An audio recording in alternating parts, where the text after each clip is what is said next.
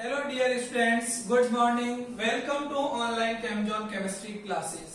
आप मेरी online classes से जुड़ने के लिए मेरे यूट्यूब चैनल को सब्सक्राइब कीजिए और अपने फ्रेंड के साथ शेयर कीजिए। देखिए, हम लोगों ने ऑर्गेनिक केमिस्ट्री में हेलो एल्केन व हेलो एरिन की क्या है स्टडी की थी, और हेलो एल्केन और हेलो एरिन में अब तक हमने डेफिनेशन, क्लासिफिकेशन और नॉमेनक्लेचर की बात की है। नॉमेनक्लेचर में मैंने आप लोगों को कॉमन सिस्टम से किसी भी कंपाउंड का नॉमेनक्लेचर कैसे करते हैं वो सिखाया था। आज जो हम बात करने वाले हैं वो है आईयूपीएसी सिस्टम से हेलो एल्केन का नॉमेनक्लेचर। तो देखिए डियर स्टूडेंट्स, अगर आपको आईयूपीएसी सिस्टम से नॉमेनक्लेचर डिटेल में समझना है तो उसके लिए आप मेरे आईयूपीएसी वाले वीडियो को एक बार जरूर देख लें। लेकिन हेलो एल्केन के नॉमेनक्लेचर को आईयूपीएसी सिस्टम में कैसे करते हैं उसको मैं एक बार आपको शॉर्ट में समझा देता हूं। तो देखिए, इधर आज जो हम स्टडी करने वाले हैं उसमें अपना जो चैप्टर है वो है हेलो एल्केन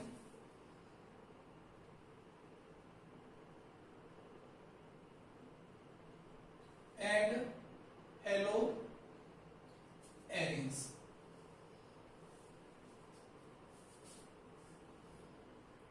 और आज जो हम स्टडी करेंगे वो है आपका आईयूपीएसी सिस्टम से nomenclature of halo alkane. Halo alkane का आईयूपीएसी सिस्टम में नॉमेनक्लेचर कैसे करते हैं। तो देखिए, आप जब भी हेलो एल्केन का नॉमेनक्लेचर करें आईयूपीएसी सिस्टम से तो उसका जो जनरल फॉर्मूला है क्या है, जनरल फॉर्मूला जो है वो है आपका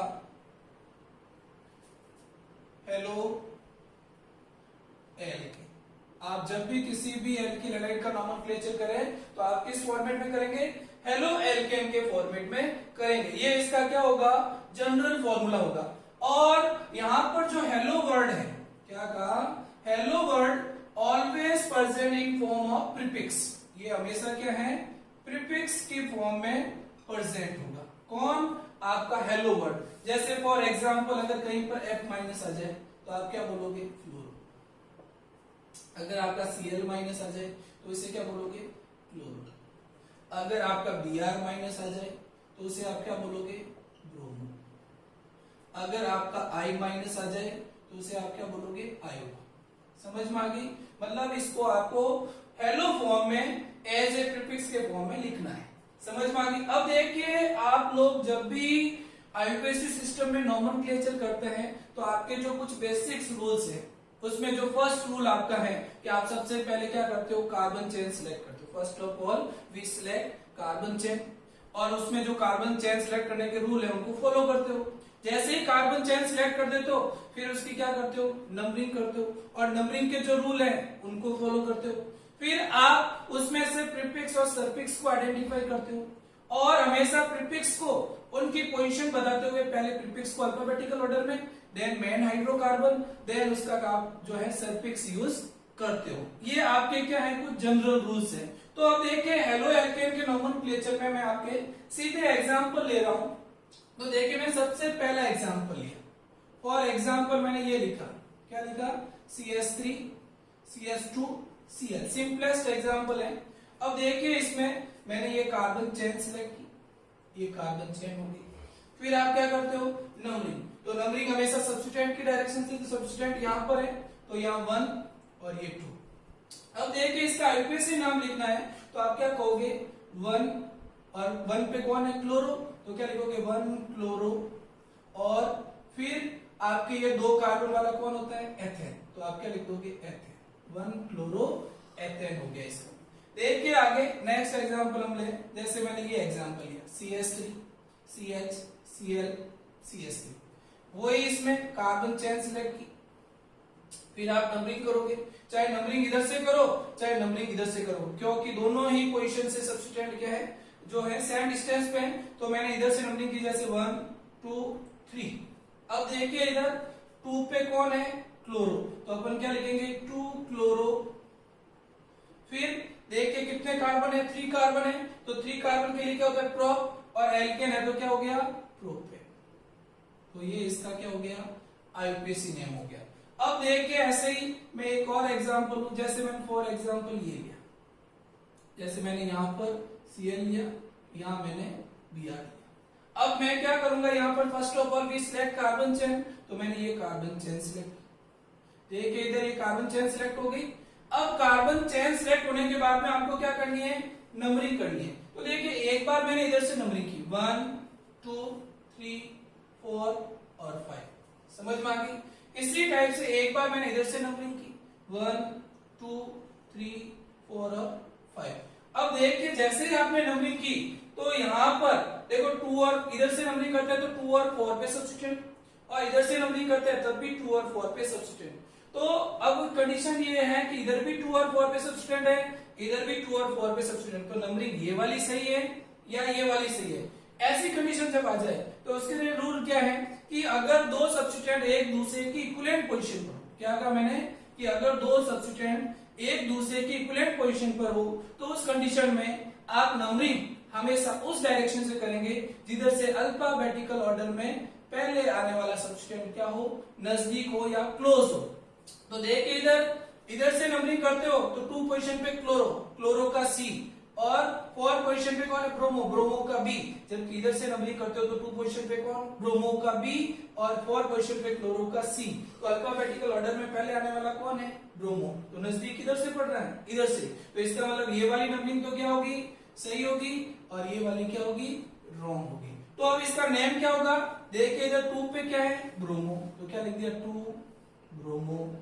फिर देखिए 4 पे क्या है, क्लोरो, तो क्या लिख दिया 4 क्लोरो। देखिए फिर कार्बन कितने हैं, 5, तो आप क्या 5 कार्बन के लिए क्या है, पेंट, और कौन है, एल्केन है, तो क्या हो जाएगा, पेंटेन। ये इसका क्या हो गया, नेम हो गया इसी सिस्टम में। अब देखिए फॉर एग्जांपल एक में ये वाला example very very important example है, जैसे ये लिया मैंने। देखिए जैसे ये एग्जांपल लिया, अब इसमें सबसे इंपॉर्टेंट है कि नंबरिंग कहां से करनी। देखिए ज्यादातर स्टूडेंट्स क्या करते हैं, वो जहां सब्स्टिट्यूट देखते हैं वहां से नंबरिंग देना क्या कर देते हैं, शुरू कर देते हैं, लेकिन इसमें ऐसा नहीं है। देखिए यहाँ पर एक तो डबल बॉन्ड है और एक कौन है, हेलोजन है। अब नंबरिंग हेलोजन से शुरू करें या डबल बॉन्ड से, तो उसके लिए आपने प्रायोरिटी टेबल की स्टडी की होगी 11th में, और अपने कहा था कि प्रायोरिटी टेबल में जो फंक्शनल ग्रुप ऊपर आता है, ऊपर की तरफ आता है, उससे हमेशा नंबरिंग क्या करते हैं, शुरू करते हैं। तो देखिए डबल बॉन्ड और हेलोजन में से ऊपर कौन आता है, डबल बॉन्ड, तो नंबरिंग कहां से शुरू होगी, डबल बॉन्ड से। तो यहाँ क्या हो गया 1 2 3 4 5 और 6। अब देखिए इसका नेम लिखोगे तो देखो 3 पोजीशन पे क्या है, ब्रोमो, तो क्या लिखोगे 3 ब्रोमो। फिर अब देखिए साइक्लिक रिंग है तो वर्ड क्या आएगा, साइक्लो। फिर कितने कार्बन है, 6 कार्बन, तो क्या आएगा, हेक्स। फिर देखिए 1 पोजीशन पे कौन है, इन, तो क्या लिख दोगे 1 इन। समझ में आ गई, ये इसका आईपीसी सिस्टम से क्या हो गया, नोमेनक्लेचर। आपको समझ में आया कि नहीं आया, क्या ध्यान रखना है कि आपको हमेशा अगर हेलोजन और डबल बॉन्ड है तो नंबरिंग हमेशा डबल बॉन्ड से करनी है, क्योंकि डबल बॉन्ड प्रायोरिटी टेबल में क्या है, ऊपर आता है। तो यहाँ क्या हो गया, देखिए 3 ब्रोमो, फिर साइक्लो, हेक्स, और क्या हो गया 1 इन हो गया। समझ में आ गया आप लोगों को। देखिए आईपीएससी नोमेनक्लेचर के बाद में जो आपका नेक्स्ट टॉपिक है वो है method of preparation of halo alkane. तो नेक्स्ट टॉपिक अपना नोट कीजिए, मेथड ऑफ प्रिपरेशन। अब देखिए मेथड ऑफ प्रिपरेशन में जो सबसे फर्स्ट मेथड है आपका वो है आपका फ्रॉम एल्कोहल्स। अब देखिए एल्कोहल से हेलो एल्केन की प्रिपरेशन कैसे करते हैं उसको हम स्टडी करेंगे। तो आप लोग यहाँ पर ध्यान रखें कि ये आपके हेलो एल्केन की, यहाँ पर हेलो एल्केन के प्रिपरेशन के मेथड हैं, और एल्कोहल वाले चैप्टर में ये आपकी एल्कोहल की केमिकल प्रॉपर्टीज होगी। तो आप इनको एक बार अच्छे से याद कर लें तो दूसरी बार आपके और काम आ जाएगी, ठीक है। तो देखिए इसमें जो सबसे फर्स्ट मेथड हम बात कर रहे हैं वो है आपका फ्रॉम हेलोजन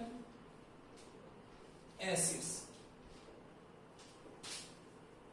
अब देखिए सबसे पहले तो ये हेलोजन एसिड क्या होते हैं, तो हेलोजन एसिड जो है आपके वो है आपके जैसे HCl, HBr, HI, etc। इनको हम कहते हैं halogen acid. That means HF, HCl, HBr और HI जो है आपके वो हेलोजन एसिड है। और इनको अपन कॉमनली जो है HX भी बोल सकते हैं। क्या बोल सकते हैं? HX। X यहाँ पर कोई भी हैलाइड आयन है या हेलोजन है, ठीक है। अब देखिए इनसे हेलो एल्केन की प्रिपरेशन कैसे की जाती है। तो देखिए इधर ये लिया मैंने alcohol. When alcohol treated with HX in presence of acidic medium on heating। देखिए इधर तो यहाँ पर क्या है, देखो ये R कोई भी एल्किल ग्रुप होगा और इस एल्किल ग्रुप में R alkyl group that means कोई कार्बन है, तो कार्बन पे तो क्या आ जाएगा प्लस और ऑक्सीजन पे क्या आ जाएगा माइनस, क्योंकि ऑक्सीजन की EN कार्बन से क्या होती है ज्यादा।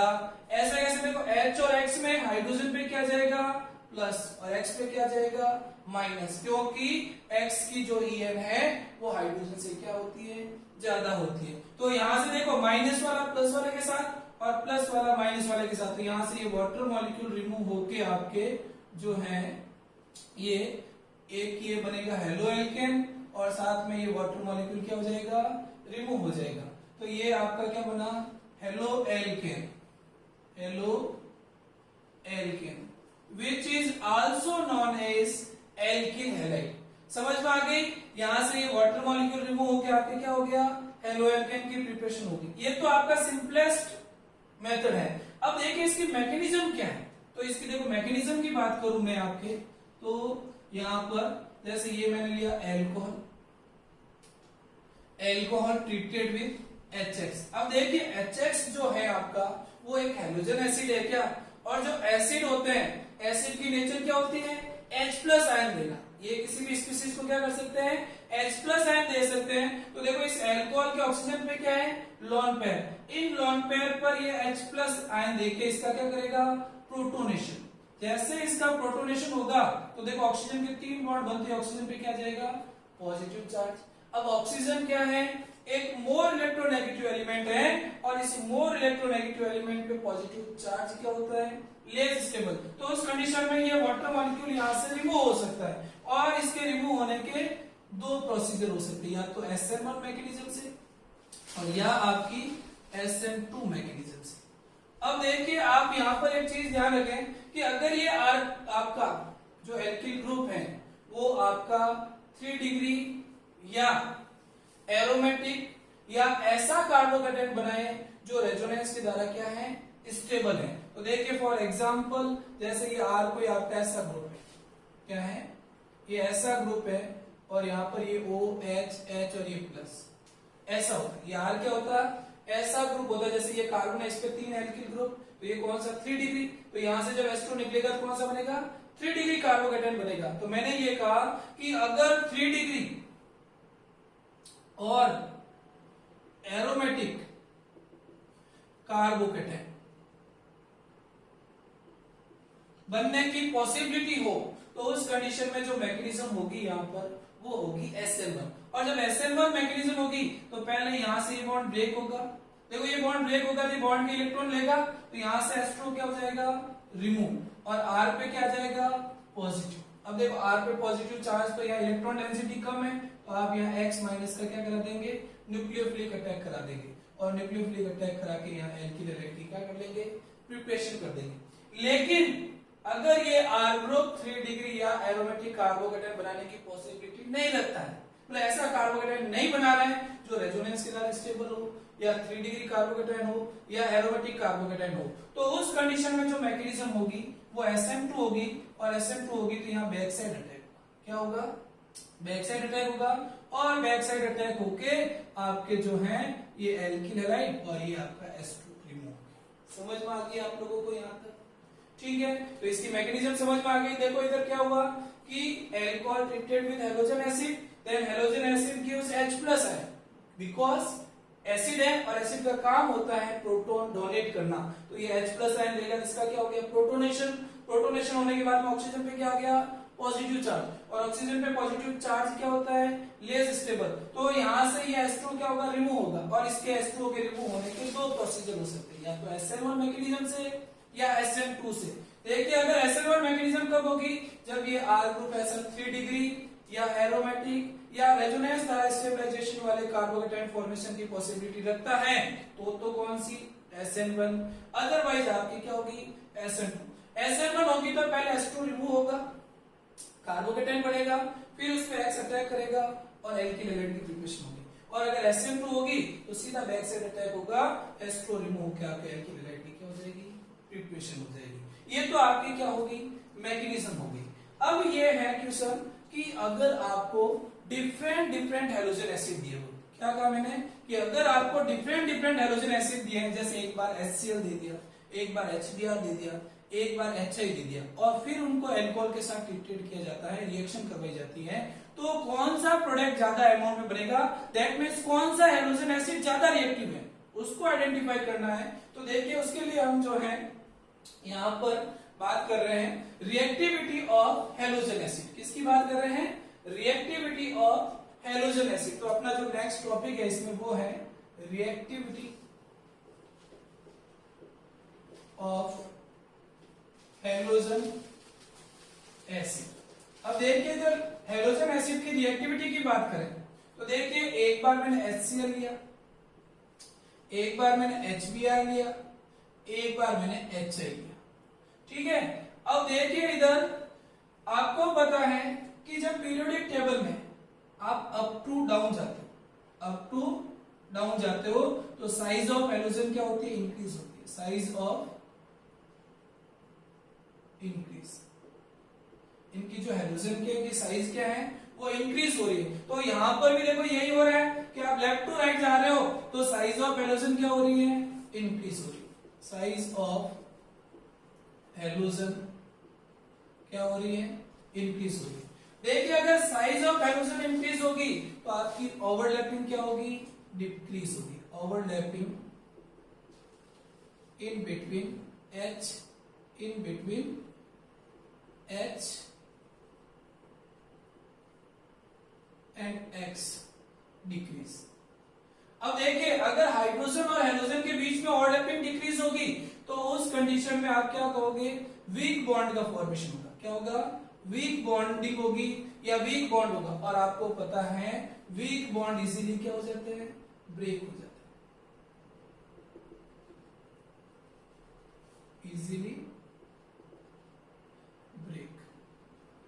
और जब वीक बॉन्ड इजीली ब्रेक हो जाएंगे तो उस कंडीशन में रिएक्टिविटी ऑफ हैलोजन एसिड क्या हो जाएगी,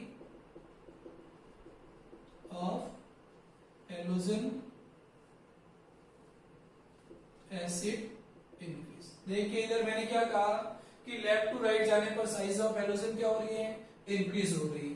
अगर साइज ऑफ हैलोजन इंक्रीज होगी तो overlapping in between halogen and hydrogen decrease, और ओवरलैपिंग डिक्रीज होगी तो वीक बॉन्ड का फॉर्मेशन होगा और वीक बॉन्ड इजीली क्या हो जाएंगे, ब्रेक हो जाएंगे। और बॉन्ड अगर इजीली ब्रेक हो जाएगा इसका मतलब ये हुआ कि उसकी रिएक्टिविटी क्या हो रही है, इंक्रीज हो रही है। तो देखिए अगर यहाँ से H और X के बीच का बॉन्ड जल्दी ब्रेक होगा, इजीली ब्रेक होगा, तो इससे बनने वाला प्रोडक्ट भी क्या होगा, ज्यादा होगा। दैट मींस HI सबसे ज्यादा रिएक्टिव हुआ, फिर कौन हुआ, HBr, और फिर कौन हुआ आपका HCl। तो आपको रिएक्टिविटी ऑफ हैलोजन एसिड को समझ में आ गया होगा। अब देखिए अगर मैं एक ऐसी रिएक्शन लूं जिसमें एक बार HCl हो, एक बार HBr हो और एक बार क्या हो, HI हो, तो कौन सा प्रोडक्ट ज्यादा अमाउंट में बनेगा और कितना बनेगा, तो उसको देख के एक बार एक रिएक्शन लेते हैं अपन।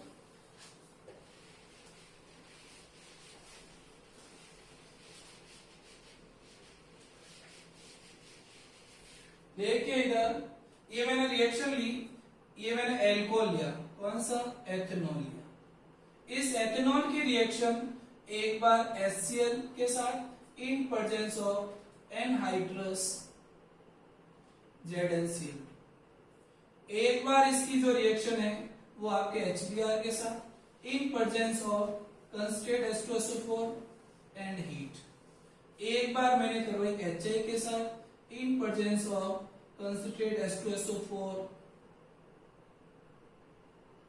And heat. अब देखिए इधर आप लोग एक चीज ध्यान रखें, अगर कहीं पर भी कंसंट्रेट H2SO4 और हीट या H3PO4 और हीट दिया हुआ हो तो उस कंडीशन में हमेशा वाटर मॉलिक्यूल क्या होता है, रिमूव होता है, क्योंकि वहां पर डिहाइड्रेशन का प्रोसेस होता है। क्या होता है वहां पर हमेशा क्या होगा, डिहाइड्रेशन होगा, और डिहाइड्रेशन का मीनिंग है वाटर मॉलिक्यूल का क्या होगा, रिमूवल होगा। तो देखिए यहाँ पर, यहाँ से ये OH और यहाँ की ये H, तो क्या हो गया, H2 रिमूव होगा, और ये क्या हो गया CH3 CH2I प्लस H2 का फॉर्मेशन हो गया। और यहाँ पर जो ये प्रोडक्ट बनेगा वो बनेगा आपका 85%। ठीक है, ऐसे कैसे, जब HBr होगा तो यहाँ से H OH और ये Br यहाँ जुड़ जाएगा, तो ये जो बनेगा ये आपका बनेगा 48%। कितना बनेगा, 48%। और जब आप HCl लोगे तो यहाँ पर जो क्लोरोएथेन बनेगा वो आपका 48% से भी क्या बनेगा, कम बनेगा। ऐसा क्यों हुआ, क्योंकि because HI is more reactive. सबसे ज्यादा रिएक्टिव कौन, HI, फिर कौन, HBr, फिर कौन, HCl। अगर ये ज्यादा रिएक्टिव है तो इससे बनने वाला प्रोडक्ट भी क्या होगा, ज्यादा होगा, फिर HBr से बनने वाला प्रोडक्ट होगा, और फिर HCl से बनने वाला प्रोडक्ट होगा। तो यहां तक आप लोगों को समझ में आ गया। अब देखिए यहाँ पर एक चीज और ध्यान रखनी है आप लोगों को, ये जो मैंने लिया यहाँ पर कंसंट्रेट HCl, क्या कहा, concentrate HCl plus anhydrous ZnCl2 का जो मिक्सचर है, इनका जो क्या है मिक्सचर, कैसा मिक्सचर, 1:1 मिक्सचर। क्या कहा कि कंसंट्रेट HCl और एनहाइड्रस ZnCl2 का जो 1:1 मिक्सचर है वो मिक्सचर आपका होगा ल्यूकास रिएजेंट। क्या है, ल्यूकास रिएजेंट। अरे समझ में आ गई क्या, क्या कहा मैंने, equimolar mixture of concentrate HCl and anhydrous ZnCl2 is called Lucas reagent. अब इस ल्यूकास रिएजेंट का यूज क्या है, तो आप लोग हमेशा ध्यान रखें कि ये जो ल्यूकास रिएजेंट है वो 1 डिग्री, 2 डिग्री और 3 डिग्री एल्कोहल को डिफरेंशिएट करने का काम करता है।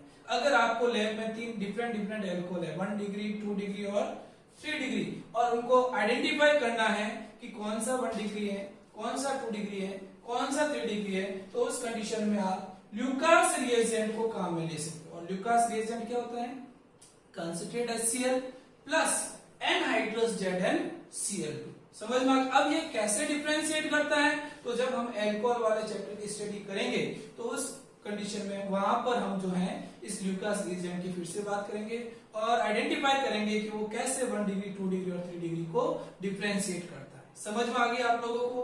तो यहां तक ये हैलोजन एसिड से आपके हेलो एल्केन की प्रिपरेशन कैसे होती है फ्रॉम अल्कोहल से, तो ये आपको समझ में आ गया।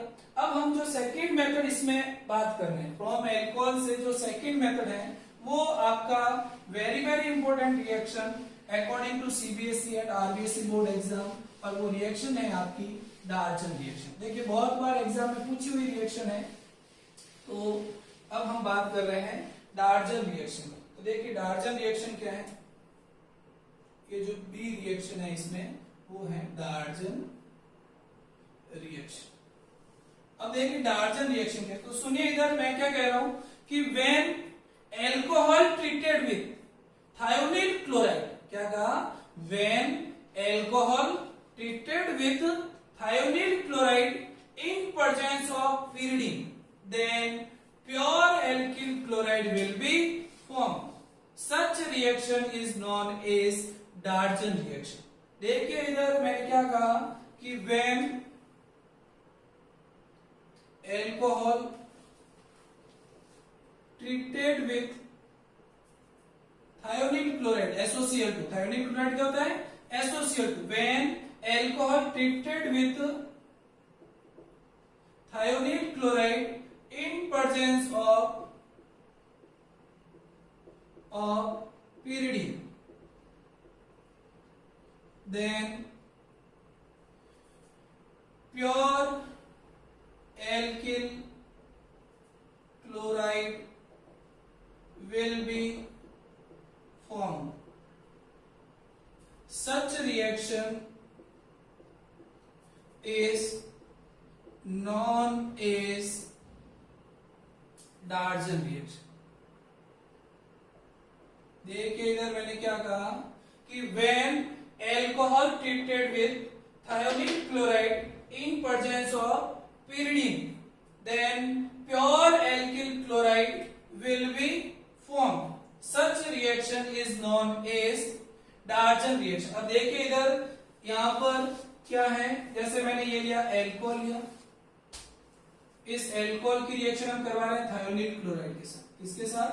थायोनिल क्लोराइड के साथ इन प्रेजेंस ऑफ पिरिडीन। देखो पिरिडीन को पी वाई भी लिख सकते हैं, ठीक है। और ये जो पिरिडीन होता है वो होता है आपका ये 6 मेंबर हेटेरोसाइक्लिक रिंग है नाइट्रोजन कंटेनिंग, ये वाली जो एक लुईस बेस भी होता है, न्यूक्लियोफाइल भी है। समझ में आ गई? तो देखो पिरिडीन के साथ क्या कहा, alcohol treated with thionyl chloride in presence of pyridine. Then देखिए यहां से ये HCl, SO2 और RCl, तो क्या फॉर्म हुआ, RCl, SO2 एंड HCl की प्रिपरेशन हुई। देखिए इधर मैंने यहां कहा कि प्योर एल्किल क्लोराइड, क्यों बोला ऐसा, क्योंकि because in this reaction both side product are present in gases form. देखिए SO2 और HCl दोनों क्या है, गैसेस फॉर्म है, तो इनको जरा सी हीट दोगे तो ये इजीली वेपोराइज हो जाएंगे, और इजीली वेपोराइज हो जाएंगे तो दैट मींस इजीली रिमूव हो जाएंगे, तो हमें जो मिलेगा वो प्योर एल्किल क्लोराइड मिलेगा। क्या मिलेगा? प्योर एल्किल क्लोराइड मिलेगा। और इसलिए ये एक good method for the preparation of pure alkyl chloride है, और it is a good industrial method. और एक चीज यहाँ ध्यान रखिए कि ये जो पिरिडीन है ये रिएक्शन को फॉरवर्ड डायरेक्शन में प्रोसीड करने का काम कर रहा है, क्योंकि पिरिडीन क्या है, बेस, और यहाँ HCl क्या है, एसिड। एसिड और बेस आपस में रिएक्शन करके क्या हो जाएंगे, न्यूट्रलाइज, तो रिएक्शन वापस बैकवर्ड डायरेक्शन में नहीं आएगी। तो अगर आपको कोई पूछे कि पिरिडीन का क्या काम है, तो आप क्या कहोगे कि ये रिएक्शन को फॉरवर्ड डायरेक्शन में प्रोसीड करने का काम कर रहा है। और ऐसा क्यों कर रहा है, क्योंकि पिरिडीन एक बेस है, HCl एक एसिड है, दोनों आपस में रिएक्शन करके न्यूट्रलाइज हो जाएंगे, तो रिएक्शन वापस बैकवर्ड डायरेक्शन में नहीं आएगी। तो आपको डार्जन रिएक्शन समझ में आ गई क्या? ठीक है। अब देखिए इसमें जो नेक्स्ट है वो है फ्रॉम फॉस्फोरस हैलाइड। एल्कोहल से जो हेलो एल्केन की प्रिपरेशन कर रहे हैं उसमें जो नेक्स्ट मेथड है आपका वो है फ्रॉम फॉस्फोरस हैलाइड। अब देखिए फॉस्फोरस हैलाइड में जो फर्स्ट अपन ले सकते हैं वो है फ्रॉम PCl5, फ्रॉम PCl5 मतलब फॉस्फोरस पेंटाक्लोराइड से। तो देखिए इधर ये लिया मैंने alcohol, when alcohol treated with phosphorus pentachloride, phosphorus pentachloride in on heating, तो देखिए यहां से ये बॉन्ड ब्रेक होगा, यहां से ये बॉन्ड ब्रेक होगा, तो यहां से क्या हो जाएगा, एक तो RCl, साथ में एक POCl3 और साथ में एक क्या हो जाएगा, HCl रिमूव हो जाएगा। तो आप हमेशा ध्यान रखें अगर कोई भी ऑक्सीजन कंटेनिंग फंक्शनल ग्रुप हो, क्या कह रहा हूं मैं, अगर कोई भी ऑक्सीजन कंटेनिंग फंक्शनल ग्रुप हो और आपको PCl5 दिया हुआ है तो हमेशा एक साइड प्रोडक्ट POCl3 फॉर्म होगा। वेरी वेरी इंपॉर्टेंट चीज है कि इस रिएक्शन में ऐसी रिएक्शन हो कि जिसमें फंक्शनल ग्रुप क्या हो, ऑक्सीजन कंटेनिंग हो, और उसकी रिएक्शन अगर PCl5 के साथ करवा रहे हो तो एक side product always form POCl3। अब देखिए फॉर एग्जांपल अगर मैं ये लूं CH3 इसकी रिएक्शन मैंने PCl5 के साथ करवाई, ये मैंने PCl5 लिया, ऑन हीटिंग यहां से देखो ये बॉन्ड ब्रेक होगा, ये बॉन्ड ब्रेक होगा, देखो यहां से H और Cl, HCl, POCl3 और ये जोड़ के क्या बन जाएगा, क्लोरोएथेन बन जाएगा।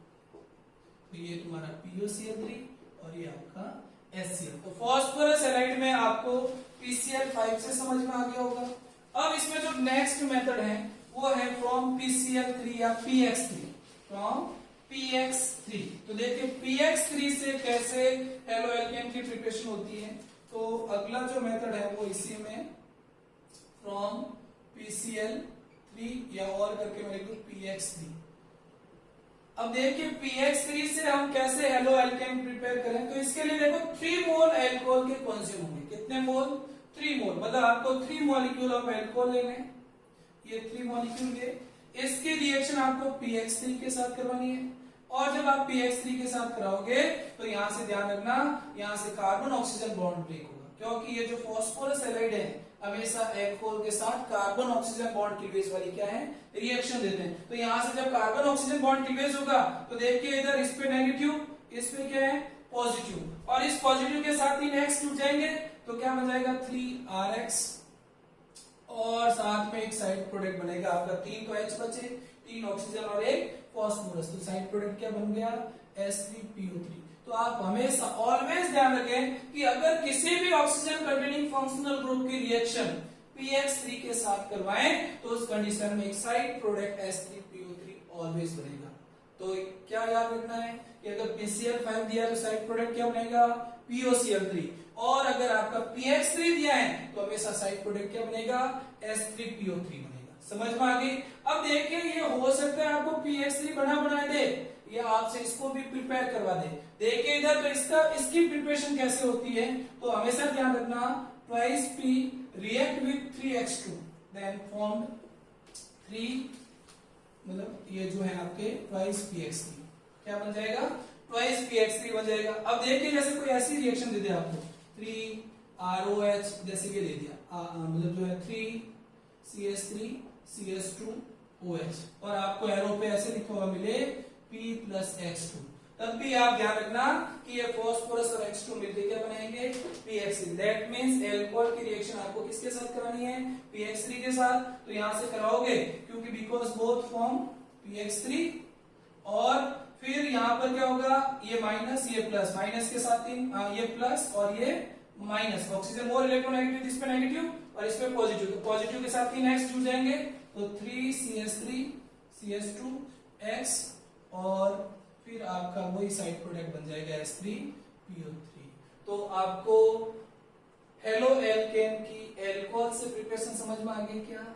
आपको जो मैंने अब तक मेथड बताई उसमें फर्स्ट था from halogen acid, then Darzens reaction, then phosphorus halide, उसमें PCl5 और PX3। तो यहां तक आपको स्टडी करनी है। नेक्स्ट क्लास में हम नेक्स्ट प्रिपरेशन की मेथड की बात करेंगे।